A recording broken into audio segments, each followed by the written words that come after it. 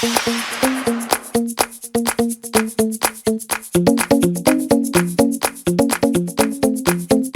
everybody. Welcome to another episode of La Lista, a LatinX writers podcast. And I always have my guests introduce themselves. So my name is Janet Quiñonez. I am a writer from Texas originally, born in Austin. I've been in LA for about 3 years. Started out down the road on a comedy path, but now I think I'm firmly in dramedy. Okay. And I do host and produce a stand-up show, but my focus is mainly writing and to get staffed. So isn't that the big goal. That mission? Is the goal. That is the goal. Yeah. So yeah, let's start at the beginning. Yeah. You know, you said you're from Texas, so Yes. So tell me about your life there. How did you grow up? You know, who are your parents? Yeah, so both my parents are I'm Mexican. Both parents are Mexican. There's a little bit of like German ancestry somewhere in there. Mm-hmm. I grew up. I was born in Austin, and then we moved to Katy, which is a suburb of Houston. And I spent most of my like elementary school years there. And then about the time that my dad's in the construction trade, he used to do, he's officially retired. He had a countertop business. Okay. And so he moved us around quite a bit to wherever the boomtown was. Luckily, it was in Texas for a while, but so we moved to Mesquite, which is outside of Dallas, and I went to junior high there. And then right about the time, you know, when every child would love to move, right at the cusp of high school starting, we moved to Atlanta. And I did my high school years there, and then so childhood was mostly moving around Texas. I love Texas. It's always going to be home. But I am really happy to live in Los Angeles. I'm sure it's a difference. Yeah. But I'm glad I kind of had a variety of experiences. Yeah. Like I never was in one place long. Unfortunately, for having long-lasting friendships, that's not the best. Yeah. But I do, like, from high school forward, I have friends that I'm still friends with now. So, but it is a challenge. I mean, it's almost like being a military family because you just wherever, and you don't get a choice as a kid. That's hard. You don't get a say. And I feel like our family, I don't know if the right word is suffered for it, but we definitely were somewhat fractured because I had a upbringing in Texas with an older sister, and then we got to Dallas, and then she was graduating high school, so she got left to have a life in Dallas, and we moved to Atlanta. Then I was the oldest suddenly. I didn't mention I have an older sister, a younger sister, and a younger brother. Okay. But it was our like birth order and stuff kind of was like where I was the oldest when we moved to Atlanta. And then about as soon as I could, I moved out on my own with friends, and then it was just the two little ones, and they were in elementary at the time. Oh, wow. And then my parents split, and around the time I graduated high school, and then they divorced, and my mom went back to Texas with the two youngest. So there's this really disjointed, like we all have, each one of the siblings, like we all have very different memories of childhood. Yeah. And it was also this progression of like happy days and then not so great. And, you know, it makes for a lot of interesting stories when you're writing. And I'm sure, you know, like you said, there's different experiences within the siblings because it's sort of like when you're moving to a new town, a sibling's getting left behind. Yeah, every time. That's what felt like happened. And I didn't think about that until you asked the question. I was thinking about how to describe it, and it was like that. Like somebody got left behind every time we moved. And did your mom work? What did she do? She did. So she worked on and off different jobs, but primarily she supported my dad. So about the time, like he started out where he learned a trade to do countertops, and then he was doing that on his own. And then he's such a nice guy that like he grew a business very rapidly. So we also, this is another kind of part of my childhood I've been thinking about today is we grew up with like in a 2-room house, very, I would say not even middle class, like pretty low, low income, like not really making, just barely making ends meet, to like a huge amount of wealth in my high school years. So, and then like a reversal of fortune after high school, and like it went the complete other direction. They went bankrupt. That's a whole story in itself. So, but to answer your question about what my mom did, she mainly supported my dad. She was like the receptionist at the office. His, he had a shop, and it had like a little front that was sort of a showroom, makeshift showroom. So she really supported him, and then sometimes she'd get sick of that. Now you can imagine working for your husband. So she would say like, I'm done with this, and then she would have a job like at a retail store or something, just to do something different. But I do remember her working outside a lot, and then there were stretches where she was like a homemaker. So it just kind of was varied. And what job did she take up after the divorce? Well, gosh, after the divorce, she worked at like a rental car company, I think, for a while. And then she had like different jobs. But right now, I mean, I'm older, so we haven't addressed that, but I'm not, I don't know what your average age of your guest is. It varies. Okay. So I'm going to guess the middle to higher range of the average guest, but they're now way past retirement age. So so my dad still works. He's a bus driver. He's retired from countertops, and now he drives a bus for the school district in Austin. Cool. And then and she doesn't work.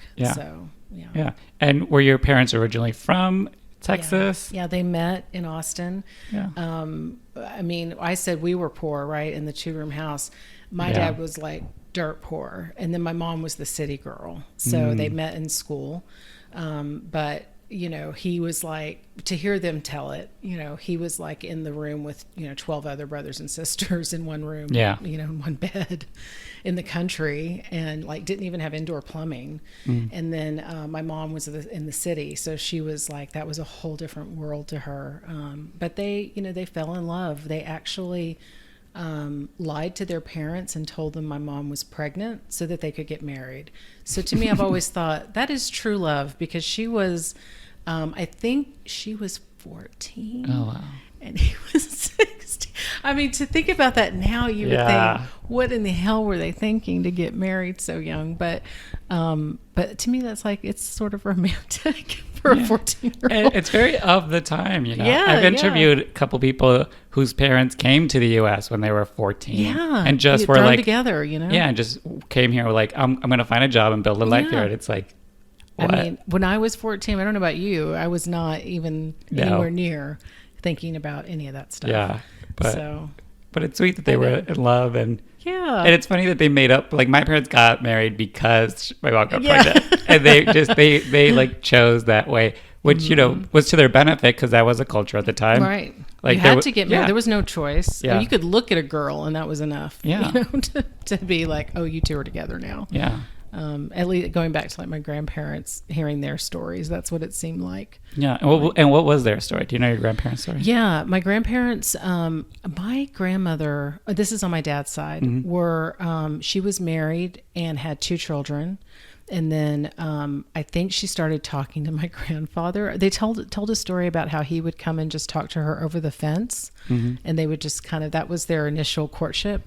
But I don't know the whole story about how she got out of the first marriage. I should know that. I think I did, and it's slipping my mind right now. But they got together and had 10 more kids. Oh, wow. Of which my father is the oldest. Again, there's like a fracture there, because there are 2 older daughters, and then my father was the first with who I know as my grandfather. So I don't really know the whole story there, and then on my mom's side, and this is all in Austin. So they were all, I think, in maybe Manor, which is a little bit on the rural part of Austin. And then my mom's side, city girl, is my grandmother. I didn't say these names, but Lucia and Demetrio are my grandparents. And then Eva is my grandmother on my mom's side. And she was a bit of a party girl. And so there, I hear stories, and I don't know how much to get into on that, but again, it'll all be in the book one day, right? But she was a bit of a partier, and my mom was left with my grandparents to be raised for a little while, which I'm sure was the best thing for her. And so my mom has fond memories of that, but also the kind of the imprint of maybe feeling abandoned. So, which is a struggle. I mean, we all have them. So that's hers. But all Austin. This is all still in Austin. I tried to do our genealogy once. And I got back as far as some people in Mexico City. Oh, wow. And then a policeman maybe in Mexico City that came to the U.S. But also at that time, if you go back far enough, we were in Mexico, right? So these places I'm talking about, it's like we weren't far. It wasn't like a border crossing happening, right?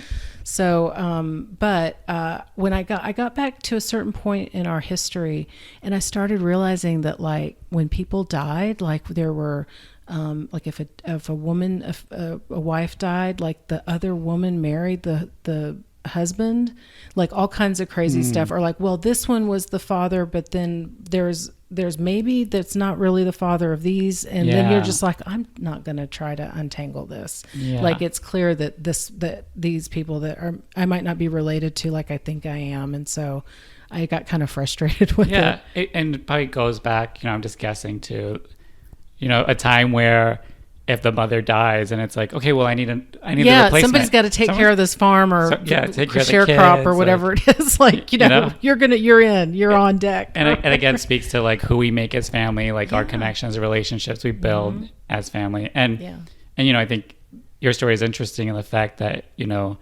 your origin story in this country is like older than the border, Right, exactly. Yeah. Well, try telling that to. People forget that. People forget all the time. Oh my gosh. That old, like, the border crossed us. And for your family, it's literally one day you were like, okay, I guess. Oh, it's not there anymore. We're now part of the United States. I don't know. Did you ask me yet about my, like, how it was for me growing, or how it was the LatinX experience for me? I don't know if I can go into that a little bit. Cover that. Like, what's it like, this is being making me think of multi-generation family in Texas that's Latinx, Yeah. I feel like for me growing up, it's a little bit different than, well, everybody's is unique, right? Mm-hmm. It's as unique as you are unique, as your own DNA. But my, because there's a little bit of this German ancestry, and then we have some, and there's like 10 or 12 kids, there's 12 kids on just my dad's side. Then there's 6 on my mom's. And of like aunts and uncles, some, like if they married Mexicans versus marrying people who were like looked lighter like me that already had some German in them, we're all different shades. So I always, in my own family, and also because we moved away from the heart of the family in Texas to Atlanta, where I was now not even Mexican anymore. I was just other. And then I moved to even deeper into the South, into Charleston, after I got married the first time. I'm second time married now. That it was like you were white because you weren't in those cities. It was very much black, white. And if you're not one of those, you're either black or white. And because I'm not black, I'm white. Just by, I mean, even our own census forms, right? Or you're Caucasian. I talk about this all the time. Oh my gosh. Every time I know. I'm like, I refuse to sign this form. Every time I have to check white, my head is fighting I know. It's like, I am not Caucasian. But it also goes to that whole thing, like, there's an official document for the government that, I know, and my brother feel doesn't reflect you, right? And also the policies being enacted make it very clear that I'm not white, right. So my brother tried to explain it to me once, and I'm sure I'll interview someone that knows exactly what all this means. But you're speaking to like this thing where, as Latinx people, we, in a white black conversation, were left out, or pushed to the whiter side, or even align ourselves to the whiter side. Because as Latinx people, we have different shades, and we are a colonized people, so there's definitely a proximity to whiteness that because again, you could be in Texas, all Latinx, but people will still look at you differently based on the shade of your skin, So you were talking that you were in Atlanta. What was it like growing up there? Again, you're being aligned more to like white people. It made me, again, you're asking these questions like, makes me think about So many memories. And I remember being in morning, like homeroom, and the announcements came on. And for some reason, they were giving us the percentages of race in our school. I have no idea why they would be doing that in homeroom, but it was apparently like that's what they agreed to do. I don't know what the story is. Maybe someone from the district was visiting or something. Yeah, it was just like, right. Yeah. So they said, okay, so here's the numbers this year. We have, 49% white, 50% black, and 1% other. And I remember thinking, like, laughing with I had a friend who was Indian that was my girlfriend, and I knew there was like one Asian guy in the whole school that I remember. I'm sure there were more than one person, but still. And I remember thinking, oh, so I guess me and I think his last name was Hung, and my friend we're the three. We're like the other. And I thought, we don't even get like a category. No. It's just other. And what's funny is they might have even been counting you in the white category. They probably did. Yeah. So you're in Atlanta. Did you stay in Atlanta for high school, you said? I did. All through high school up until the big bankruptcy that my parents experienced, which again, that's a whole story. But they pretty much when I was graduating high school, they told me they were which at the time I remember it devastating me because I thought there was money to send me to school, and I was like, I'm getting out of here and I'm going to get on with my life and get away from these people that are crazy, because I haven't even told you all that stuff. But now, of course, I can see it with adult eyes and sort of be like, can you imagine how hard it must be to tell your kid, you want the best for them, you want to send them to school, and then not to be able to do that must have been incredibly difficult for them. So I see it differently, and I had to work for it myself, like whether it was paying for one class at a time on my own. And like, what was, like, you said you had a plan to, like, I'm going to get out of here. Yeah, I wanted to. I remember there was a school in North Carolina that I wanted to go to. I think it was Hollins College, if I'm remembering right. And there was a woman there who was a journalist. And again, I didn't even know I wanted to be a writer yet still. But I thought, oh, she's a journalist and she goes there. I bet they have a good And that was what drew me. Yeah. So I already had been applying and thinking I was going to go. And my grades were really good. And I had no doubt I could get into this school. Everything was strong enough to do it. And man, I just went really south after finding out that wasn't going to happen. I was like, I withdrew. I was in AP classes. I withdrew from them and put myself in general classes just because I was like, I'm not going to do the work if I can't have I wish I could have slapped myself then, but that's what I did. Yeah, because when you have this goal and everything and you see the possibility of it taken away, then it's like, well, what am I trying for? Right. Like, and I really, really misbehaved. And about that time, I moved out of my parents' house and stayed with friends. I started dating somebody, so then I ended up moving in with him and his brother. And I was so smug. I took great pride in like writing my own absentee notes and stuff like that. I really went from being a pretty good kid who was like National Junior Honor Society and stuff like that to just being like, I'm not, like, I was like not a bad kid, but I was just like, I'm like, F everything. I'm going to do whatever I want. Did anybody notice? Like, no, because my parents at that time, I moved out. Yeah. So they weren't even like seeing, and I haven't really gotten into it, but I grew up in a pretty abusive household. My mom was, is mentally ill. She's bipolar, but was undiagnosed for most of my childhood. So that has a huge impact on who I am as a person, on my point of view as a writer. I mean, it's just huge. I think it's probably the closest I can describe it is like people who have alcoholic parents, because they get the not knowing what you're going to get any certain day of the week, any moment of the day. That's what it was like. So when I would hear people talk who had alcoholic parents, I would be like, oh, that sounds like what it's like at my house. Yeah. But growing up, I just thought that was normal, and I could not wait to get away. I was like, there has to be more than this. This can't be what life is, because it was we had, not to say that I didn't have happy times in my childhood, because I did, but there was a lot of pain. in a lot of just kind of tragic circumstances. So I was like ready to get out of there. So there was no parent like checking or, you know, it was just, I was on my own, you know, as soon as I could get a car and I did work study in high school. So I would leave like at noon and go to a job. And that's where I met my boyfriend, who then became my husband. You know, I was working at a bank in like the basement of a bank that had like where they, you know, when you write a check, which nobody writes checks anymore, but when you wrote a check, it had to be processed. Each check that it ever was written has to be passed through someone's hands at a bank that process it, that balance it to what is being deposited. Every single check, and it's a manual process.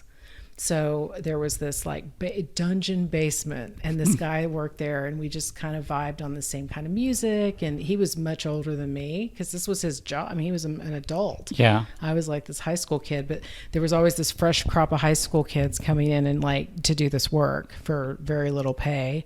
But it was enough to actually afford to, you know, at one point I lived with one of the girls that worked there. They had an extra bedroom and it was really close to work and close to my school. And I just moved out. I just was like, bye. Like, this is what I'm doing now. I'm out of here. I had a car. You know, what do I need? I don't need this anymore, right? I'm out. I'm on my own. So I moved out pretty young. And the minute I could get a job, like I think I was 14 when I got my first job as I worked at like a craft store making bows for Christmas, like the bows that everybody puts on their mailboxes and doors and things, wreaths. I made those and just worked at, you know, like a little odds and ends kind of store. Yeah. But like as soon as I could work, like I would go if there was like a bulletin board in the school, I'd go like pull off every help a blind lady with her taxes. I'm on it. You know, it's like whatever I can do to. And this was all just to fuel, you know, just so you could get out of the house. Wow. The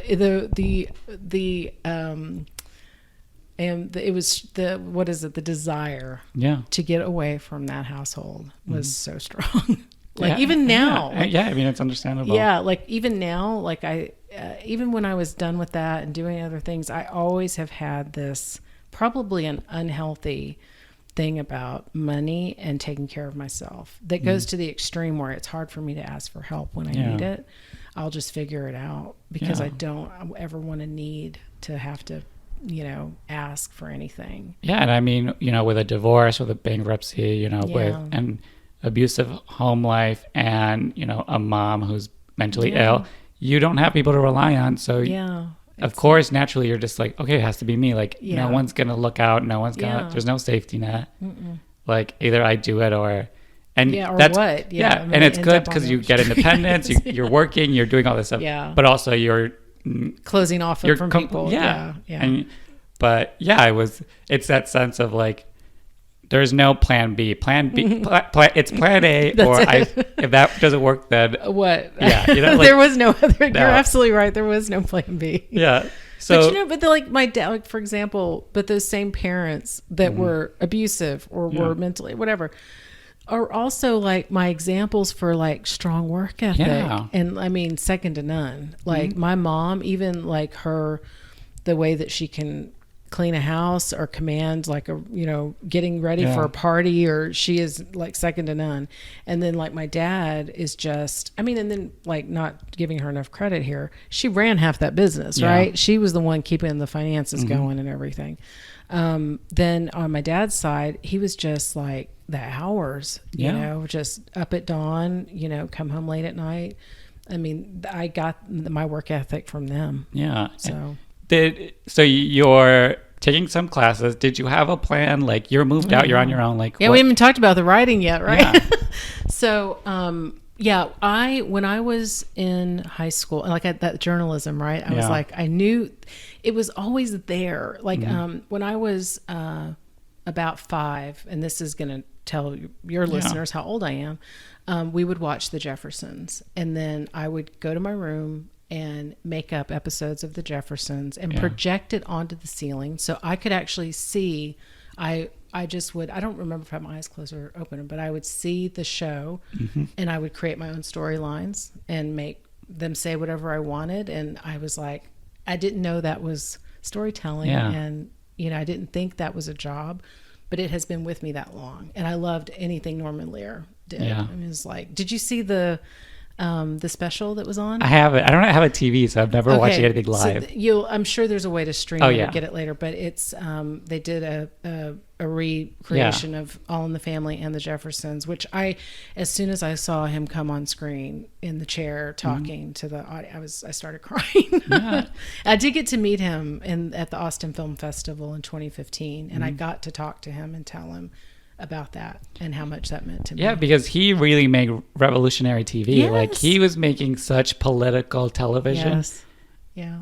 And which no one really like for the time, it was so political. He was pushing the envelope. He was making sure. The things they were talking about, even now, like when you'll watch it, and when you do, they talk about there being a black president, and like the racist or bigot that Archie Bunker is like, oh, you know, like can't even imagine, right? Yeah.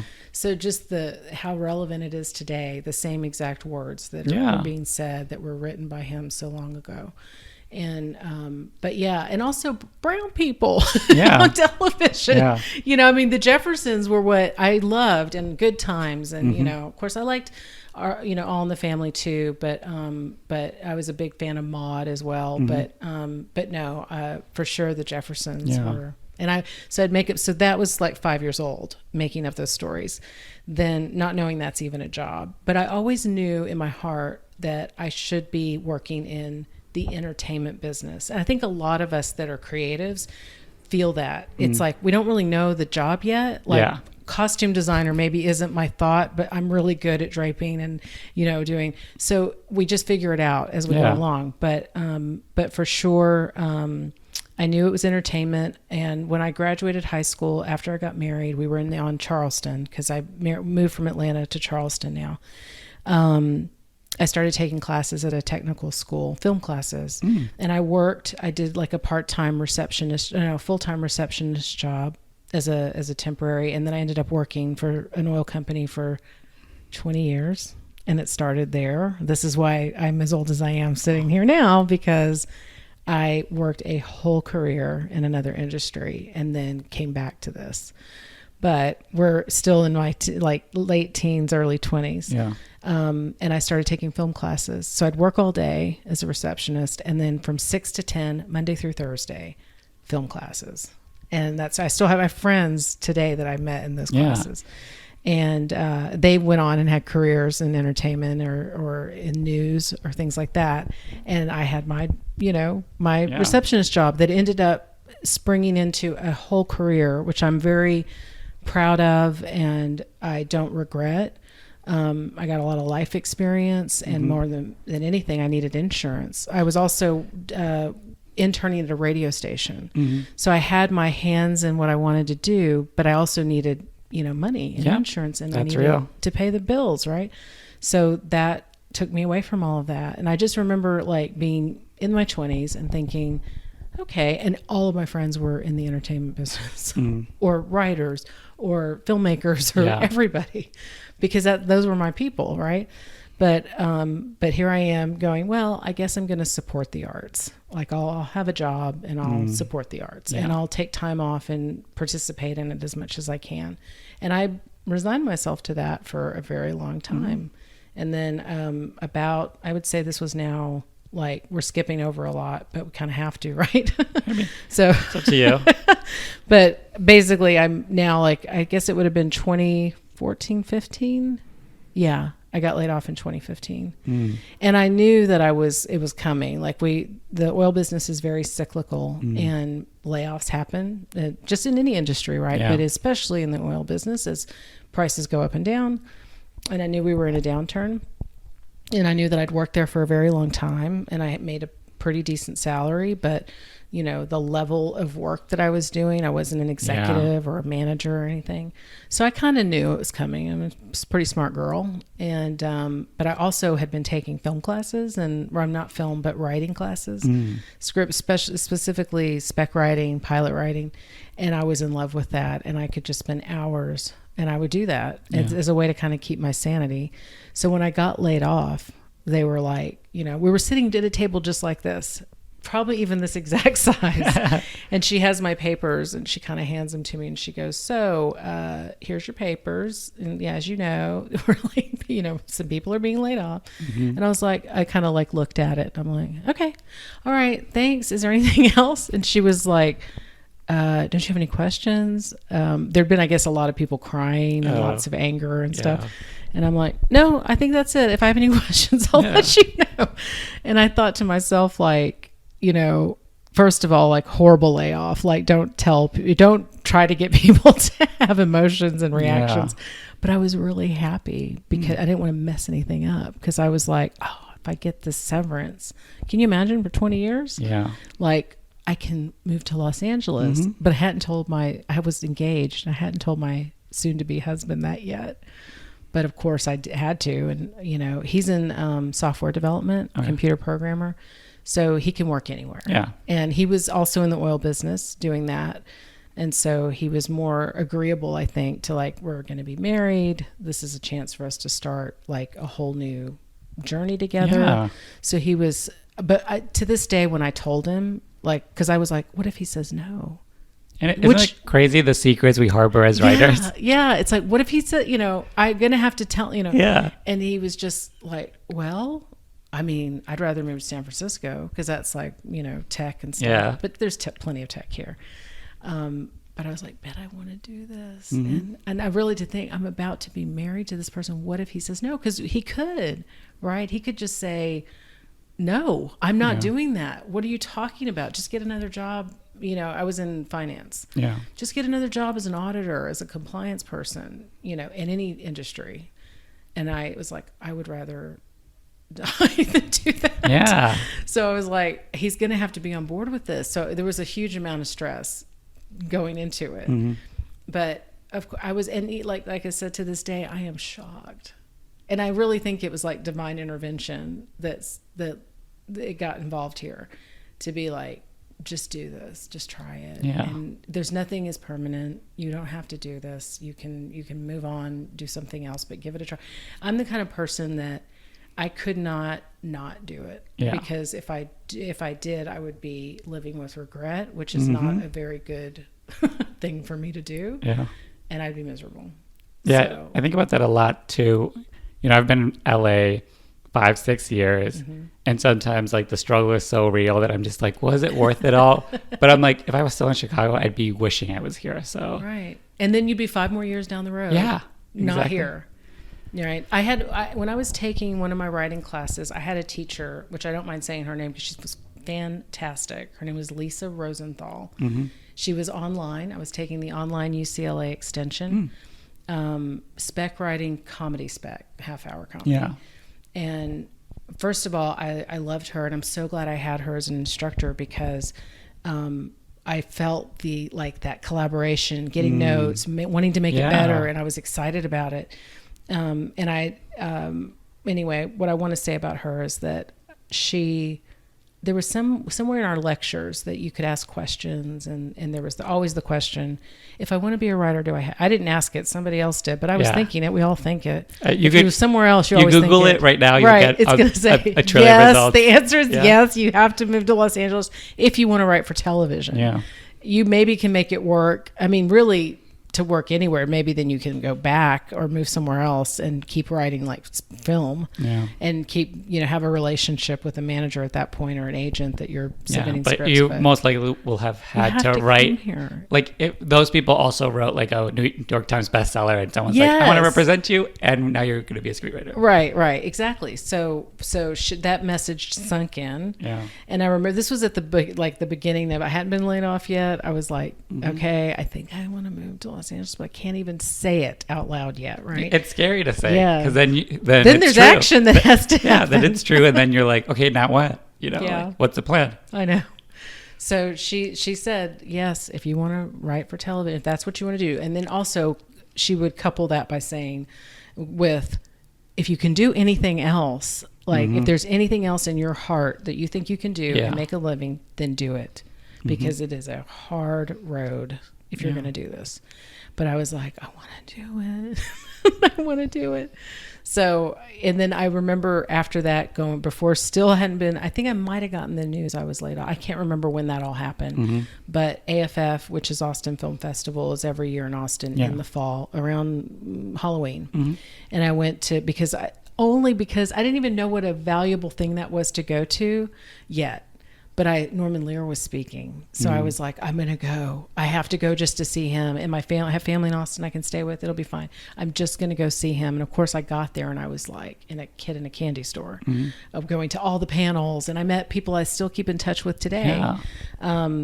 But I got to hear Norman Lear. And I think the point I wanted to make about that was I was still trying to like test the waters about moving here and like trying to make like asking like, please, like if there's anything that if I'm not supposed to do this, like be really clear with a sign on this. Okay. And then I went to hear Norman speak and he said, he had a book that was coming out and he was there was a quote, Goethe, I think is the author. And it was like basically saying, the moment you make the decision, you really make the decision you're going to do this thing or anything in life. Yeah. The universe conspires to assure your success. And things fall into place.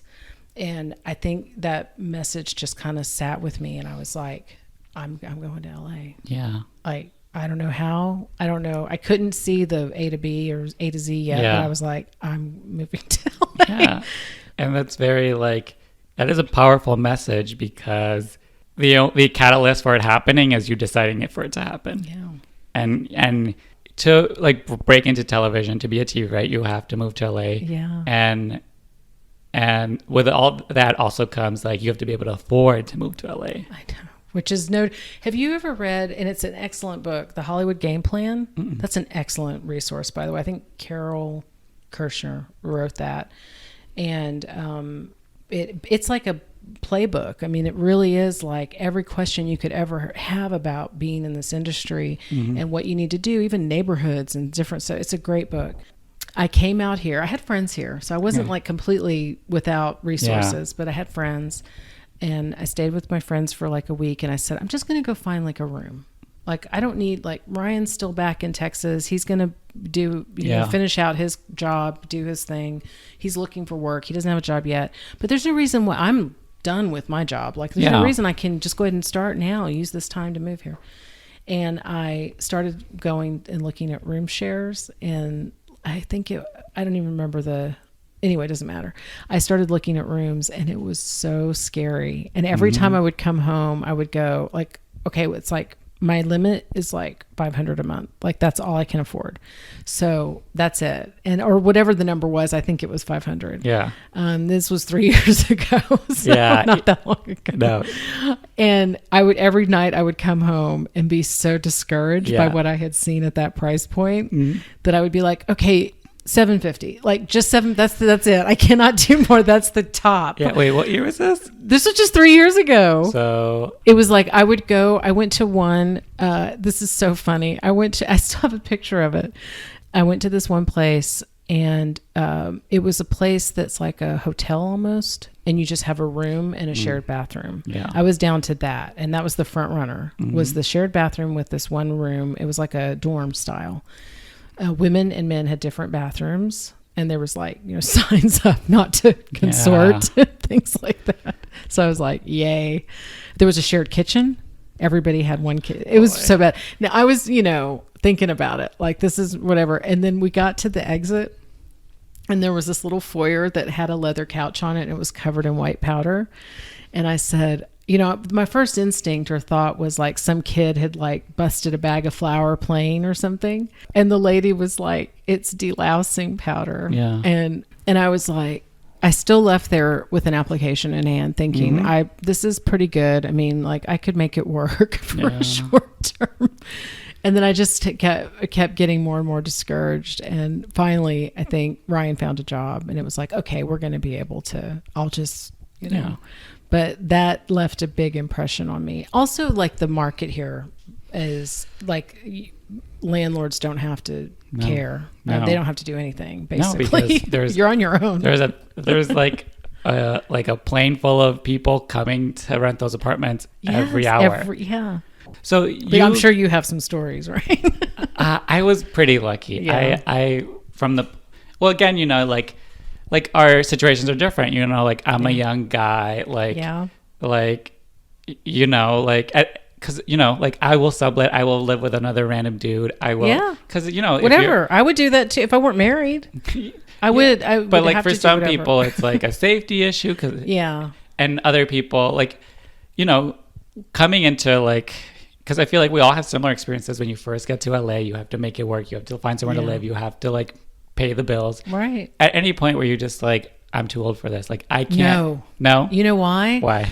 Because, and this is why I actually did kind of float that question out to a couple of people. There's a friend I have who's in art design, like commercials. Mm-hmm.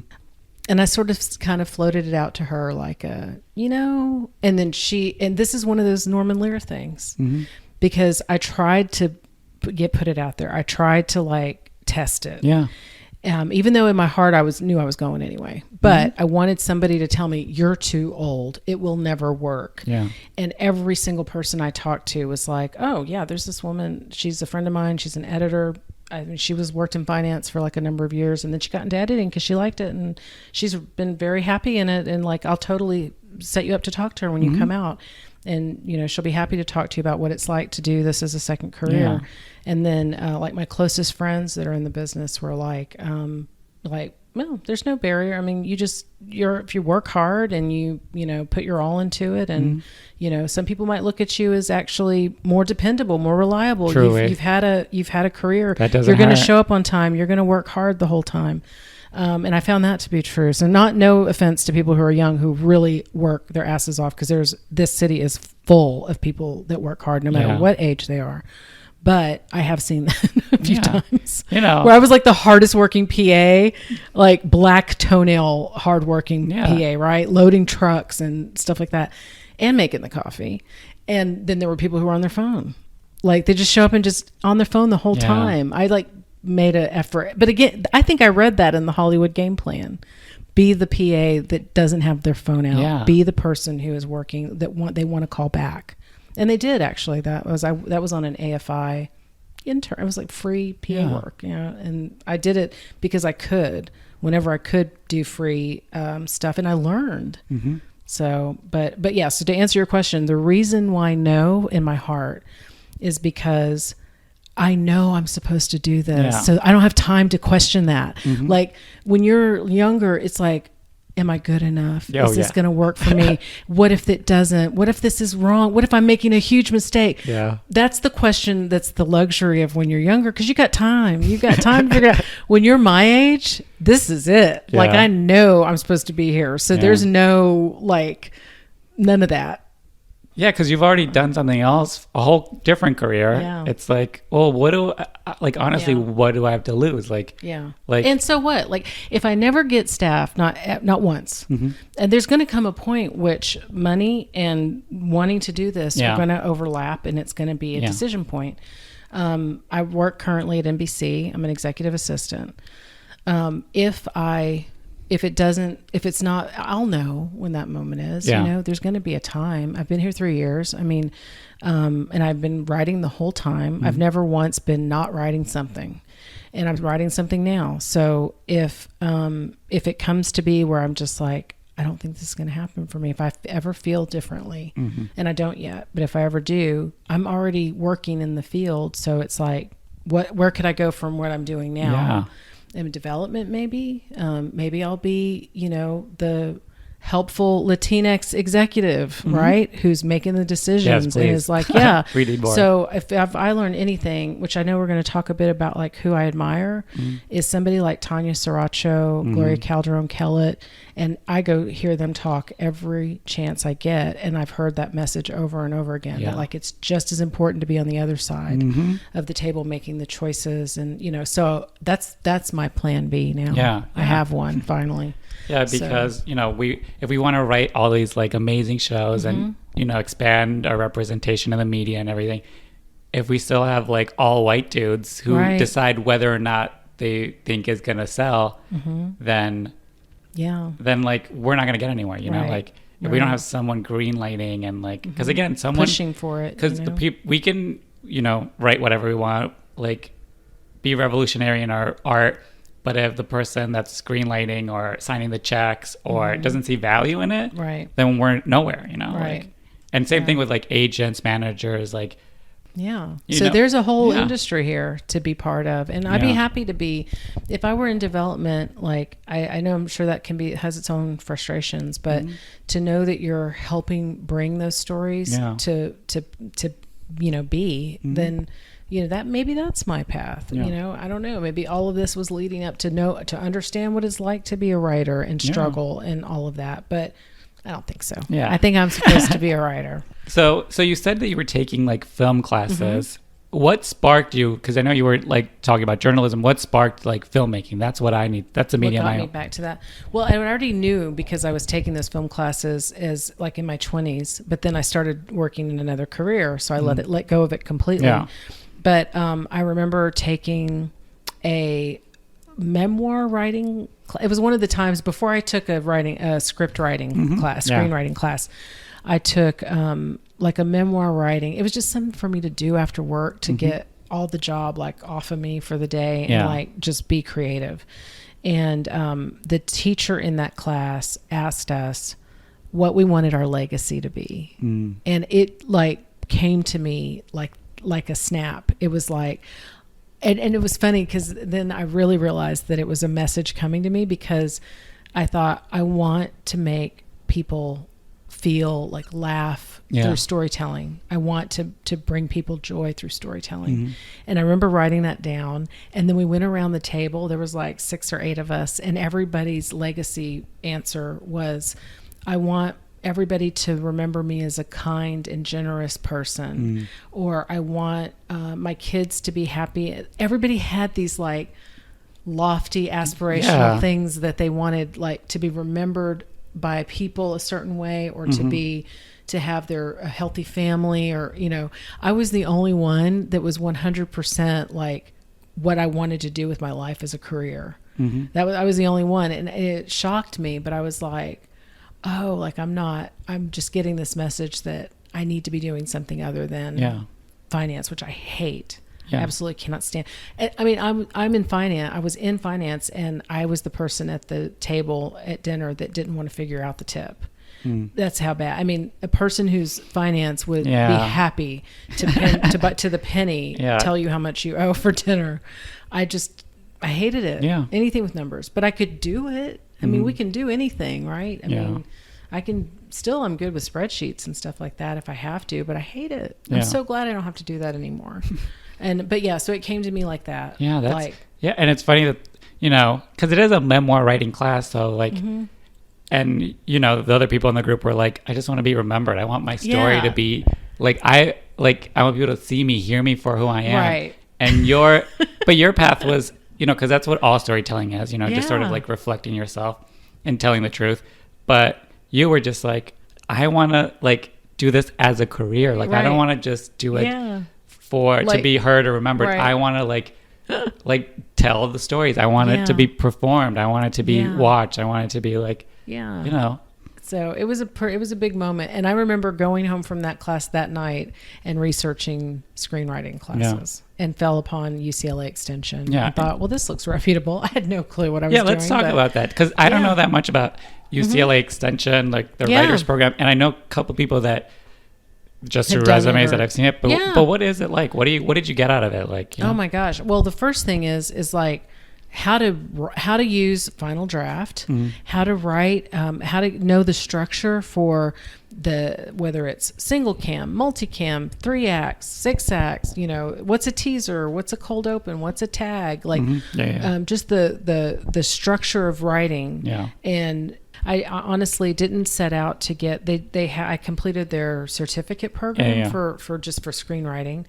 And honestly, I didn't set out to do it to like, I'm going to get a certificate in writing, because I also thought like, once you learn and you know how to do a format of script, you're pretty good, and you can just build on that. But they were like, oh, you've taken so many classes. They were like, do you want the certificate? Because their graduation's coming up, and you've actually qualified. So, but I'm glad I did it. And I don't think that you like no one who's out there who's like writing needs to think they need a piece of paper that says they know how to write, because that's like anybody can be taught the basics of structure. And but it's like the actual are you any good is just keep writing. Because like there's stuff I wrote that I gave the first pilot I ever wrote, I wrote a bit kind of sugar coated, like more like a multicam kind of style, and it was kind of like it should have been a little bit grittier, and it would have been, I think, a lot better had it been written that way. And a friend of mine read it who's known me my whole adult life, and he was like, you're capable of writing something much edgier than this. Like, this is fine, but like you've got like some dark stuff in there. I know you can pull that out in a comedic way, because I was writing comedy at the time, and I've since done that. But it was like, that was the first thing you ever write is not going to be you're going to be several scripts in, hopefully, before you're getting anywhere with it. Like the like lie is that anybody working professionally handed in the masterpiece, and they were like, oh, come write on like Riverdale as a staff writer, and then they've been perfect, and they never had to learn anything, and and that's like the big lie, that everybody working is like the perfection, the epitome of writers, and it's like people will get in that room and not know how anything works, and they learn it, and it's a learning thing. Same thing with your writing, like the first thing you write isn't going to be a masterpiece, and it makes or breaks who you are as a writer. It's writing multiple things, multiple ideas, thinking back on stuff from years ago where you're just like, that was a bad idea. But I committed so much time, but at least I knew you learned something. And then, and then hopefully your voice evolves through that. I mean, how can you find your voice if you don't start writing something? It'll come, like. And you always have the nugget of the voice. Yeah. But you just sort of have to like really hone in on it, because, you can go so generic with something, or too specific to like your me sugarcoating it. Like it was just very bubblegum. Like it wasn't. It didn't have the I learned that from like how important it was going to be to have a sample of what my voice is.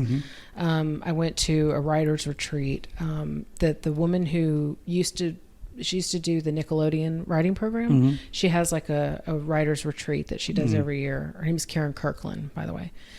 And she did this retreat, and there was a manager or an agent there that was listening to people's like bios, and then you would talk about what you wrote like as a pilot. And I asked her, like we did mine. Of course, you've heard some of it, right? So there's like some dark stuff.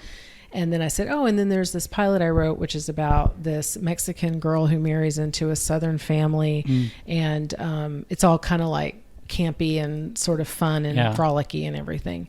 And she was like, but that doesn't sound like what you described as where you came from and what your background is. And I was like, oh no, my one, it was the only thing I'd written to that point. I was like, oh no, my sample is like, not who I am. Like it is. And it's from my life. Like that story is it's semi-autobiographical, but it was like candy coated and not at all. Even that first spec I wrote, I remember pitching an idea. I wrote a mom and I pitched that the A story was Christy forgetting to pay her taxes because she's, just coming back she's sober. And I'm sober. 10 years. Okay. So I was like, I think, this thing about not doing your taxes when you're kind of in the worst part of your alcoholism, like I know all about that. So, and then I had talked to friends who'd forgotten to file their taxes for multiple years. And so I pitched that idea, and my teacher at the time was like, not excellent teacher. I want to repeat that, but she was like, I don't know. How do you forget to file your taxes? Like that doesn't seem very realistic. And I didn't say, because I didn't feel comfortable to say, I did that and I know it's real. So you just have to know that in your heart, like your gut tells you. And just like if I say, okay, I won't do that because nobody's going to believe it because, and then you write something else, then you've lost it. That was the gut thing. And that goes to like, that's your story, that it is like, to that person it wasn't believable because it wasn't their experience, part of their experience, right? Fine. So you've been in LA for 3 years. So how how have those 3 years been? Because, my thing that I say, I don't know where I got it from, but I say it on every podcast now, is if you can make it the first 2 years, then, you have survived and you're good. It's the first 2 years that are going to kick your butt. Yeah, they do. So how have those 3 years been? For me, the first year, I had mentioned I came here with a severance. So I was able, that didn't quite make it a year in this town because because my husband only had one request to move here.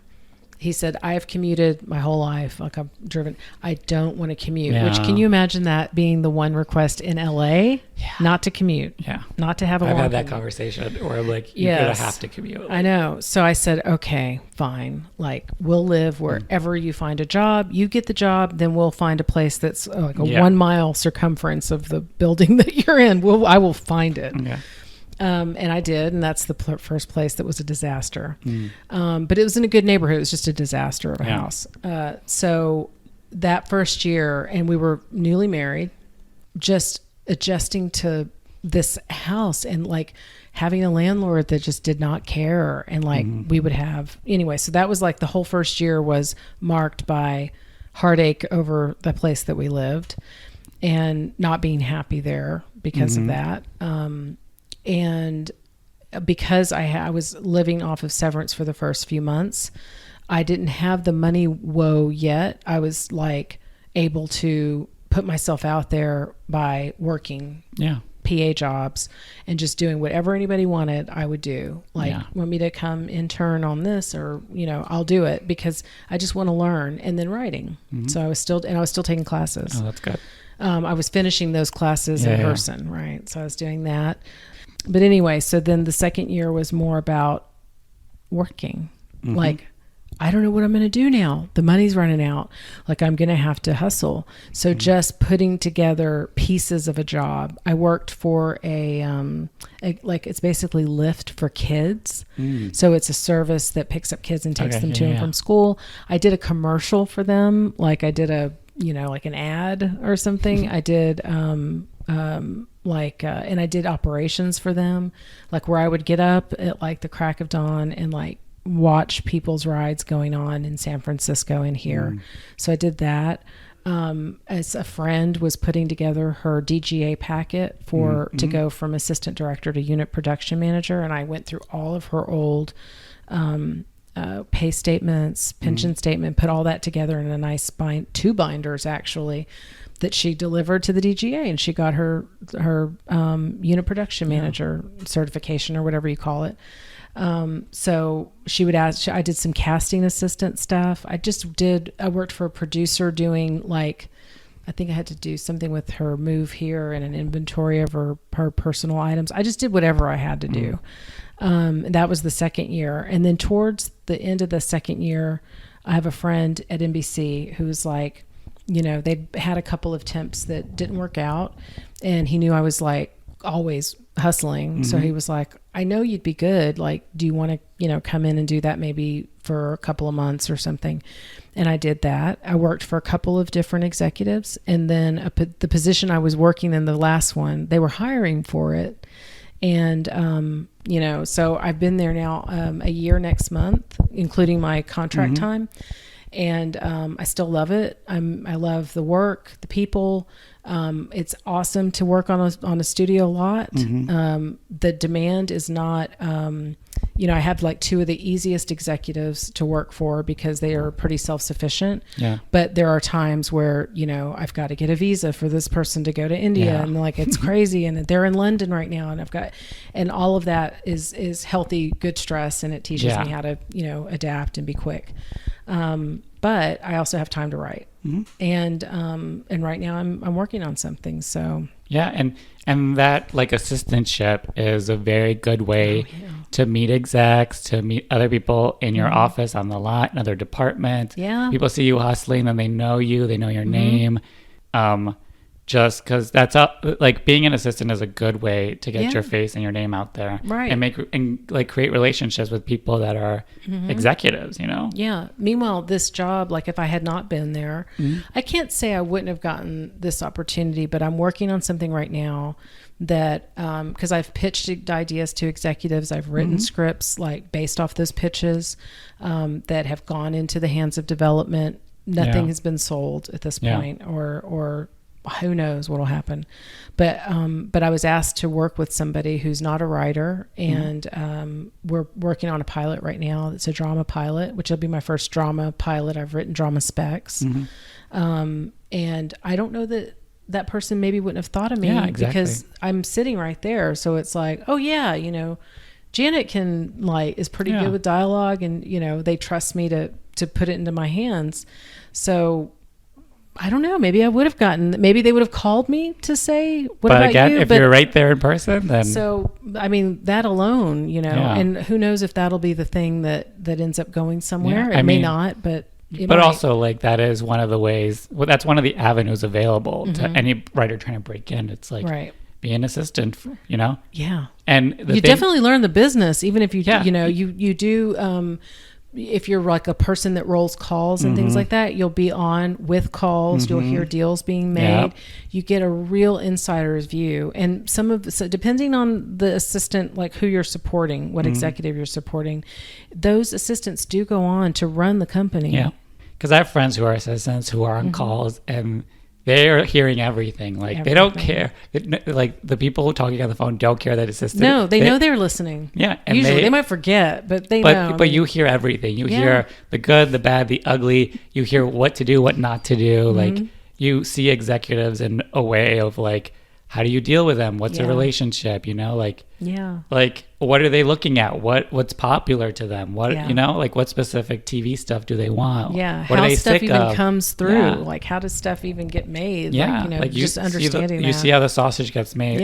And that's only to your benefit as a writer to then be like, it has been. Yeah. Like, for better or for worse now, when I'm collaborating with a person who's not a writer, they're in the fashion world. And I hear, like, my friend that's an exec that I had pitched before and that asked me to work on this, I hear his voice in my head. Like, I'll think, like, oh, that's you know, that's not going to work. That's, you know, 2-1 note. That's, you know, why is this here? Why is this happening later?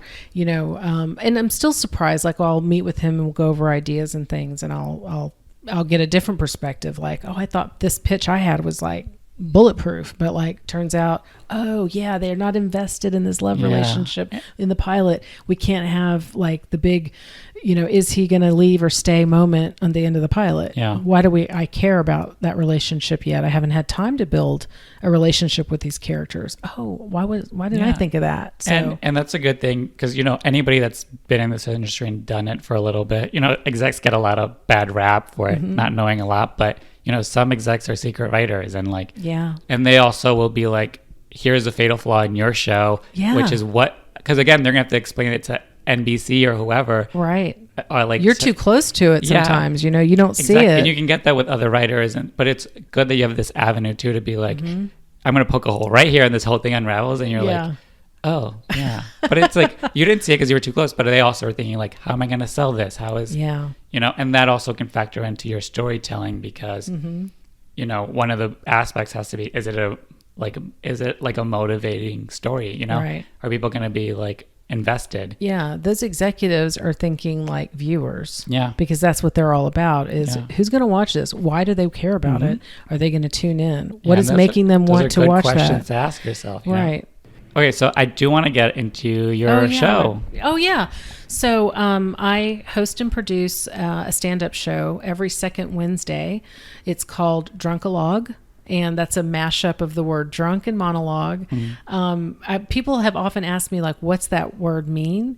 And in recovery, there's a common thing where, like, you'll be in a meeting and somebody will say, oh man, she's going on a real drunkalogue, and they'll be going on this big story about how they were naked on the pool table at this bar in front of all these people, and it's like frowned on usually. Like, don't do that. Like, come on, let's talk about the solution here, not your personal escapades when you were drinking. And we've been running for about 1.5 years now, and we've got a regular spot at the Clubhouse, which is I think it's at the corner of Hollywood and Vermont, but where that John Shopping Center is in Los Feliz.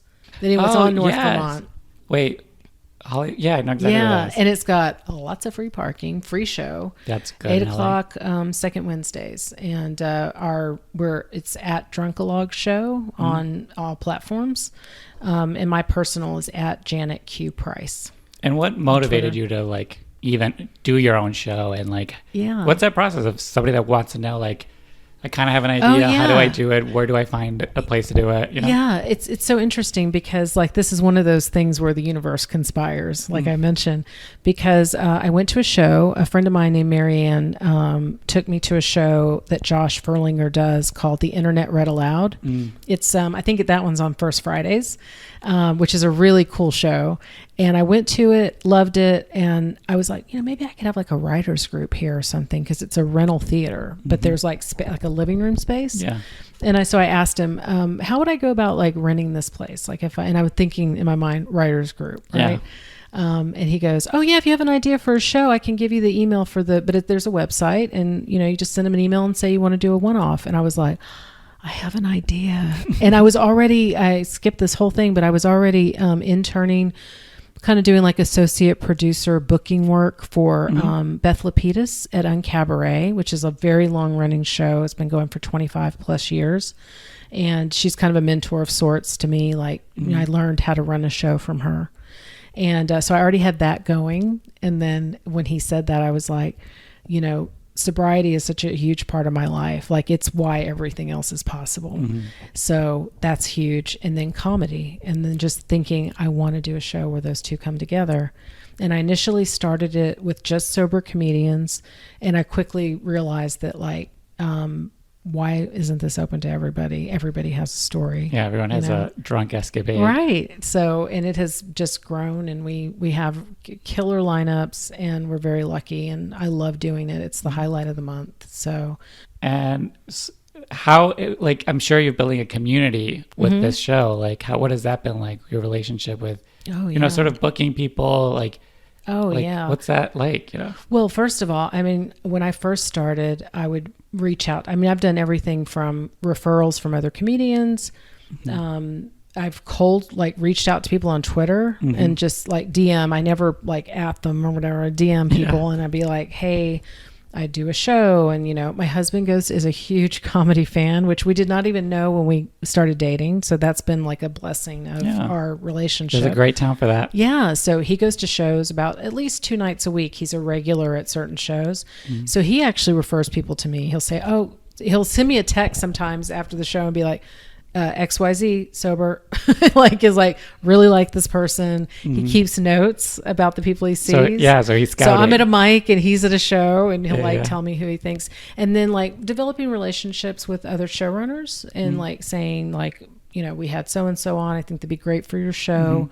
I go to shows and try to see people as much as I can. Yeah. I don't ever book anybody I haven't seen personally, or I haven't seen their reel or know that like that's somebody I want to go see myself. Yeah. So we book really good shows, and I'm always, we have regulars that come to the show that are really supportive, and it's just a lot of fun. But I'll also share that with you if you want. The Clubhouse is great for a one-off. Anybody can do a one-off show. There's they'll get back to you with a list of dates that are available. It's pretty reasonable. It's like, I don't want to misspeak, but I think it's like $30 or $40 an hour.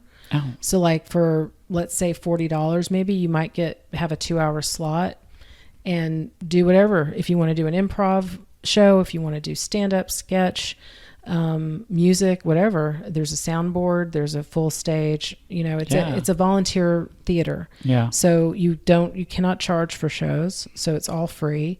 But they keep the costs low, so you can afford to, do whatever you want. Yeah. And you can build a community and, again, charging people sometimes is a deterrent.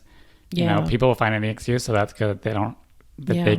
And it's also good for anybody listening to just, if you're writing and you want to perform or put your work up, you could do it there. Yeah. And you do a table read there. And it's not that scary it's just you and your friends. Because again, if you want to build a resume and really see your work acted out, so then sort of what's working, what's not, it's a great opportunity to just do it. All right, so let's talk about like people who you admire, people you want to shout out, who are people you think other people, that's a lot of people's, should know about or that I should interview. Well, we talked about one. I mean, for sure. You know, the idea of like, who do I admire? Mm-hmm. It's the people that I see, the friends and people that I see that are working so hard at what they're doing, that they're out there like mic after mic and just or show after show or whatever it is, whether it's stand up or writing or whatever. Those are the people that impress me. But you talked about like Christina at Teatro Luna, and she's teaching at the Ruby. And I don't have, maybe we could put her handle on the podcast to say. I have to reach out to her because actually her and my sister are like old friends. Oh yeah? Okay. Yeah. So, but she's one. I mean, she's somebody who's like, she's incredible. I think I met a lot of women at The Break, which is Karen Kirkland's writer's retreat. I mean, it's like a list is a mile long of people that are just working so hard and trying to put up shows. I think two people that just come immediately are Taya Lux and Lexi Grace. Lexi's the person that took me to my first mic and like pushed me, even though, would tell me I was funny, even though I'm like, I don't know about this, but she would like force me to go to a mic. And then Taya's just like everybody's like cheerleader with like finding a job. She'll post your name on every job she sees until you get a job. So just sort of to wrap up. Yeah. I try to have every person that comes on to sort of title their own episode. Oh my gosh. I'm not going to be ready for this. Title their own episode. Yeah, so okay. Because I want this to be, I want to showcase our diversity as writers in the Latinx community. I also want to be inclusive. So if someone sees the title, they're like, oh, that's like me. Let me listen to it. Let me like, this is someone I have in common with. What can I learn? What friendship can I make? And I also want it to be sort of like a motivator for people who are like, oh, I haven't seen someone like me yet. Let me reach out and talk and get into it. Okay. So the is there a formula to this? Okay. The prompt is a blank Latinx writer. A sober, bisexual, female over 40, Latinx writer from Texas. All right. That's it. And that is the title of the episode. Okay. And everyone's going to be like, I want to hear that. Or yawn. No, please. I think, because again, it's like, like our diversity is our strength, our identity is our strength. Yeah. If someone's like, oh, I've never heard that before, let me check it out, Yeah. If there's anybody out there that's listening that's writing a show about sobriety or bisexuals or Latinx women from Texas, I'm your girl. Yeah. So you get like a little,